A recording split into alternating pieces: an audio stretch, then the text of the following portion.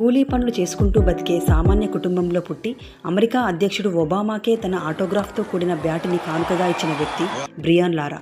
ఓ cricketer 100 score దాటితేనే great అంటున్నాం, కానీ 17 సంవత్సరాల సుదీర్ఘ ప్రయాణంలో టెస్టు వన్డేల్లో 10,000 పరుగుల మార్కు దాటి సిక్సర్లతో ఫోర్లతో పరుగుల వరద సృష్టించి the prince of port of స్పెయిన్గా పేరొందిన లారా టెస్టు క్రికెట్లో వ్యక్తిగత స్కోరు 400 ప్రపంచ రికార్డులతో చరిత్ర సృష్టించాడు. డబుల్ ట్రిపుల్ సెంచరీలతో స్టేడియాలను దద్దరిల్లేలా చేసి దేశాలకు అతీతంగా అభిమానులు లారా కోసమే క్రికెట్ చూసేవారు.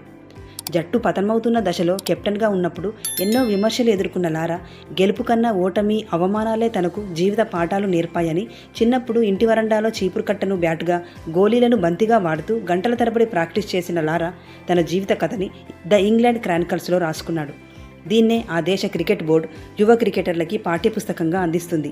నిరుపేద పిల్లలకి విద్య, వైద్యం అందిస్తూ హింసను నిరోధించడానికి అనేక కార్యక్రమాలు చేపట్టి ఎందరికో స్ఫూర్తినిస్తున్న లారా కృషి, పట్టుదల ఉంటే ఎక్కడి నుంచైనా ఉన్నత స్థానానికి వెళ్ళగలం అని నిరూపించాడు.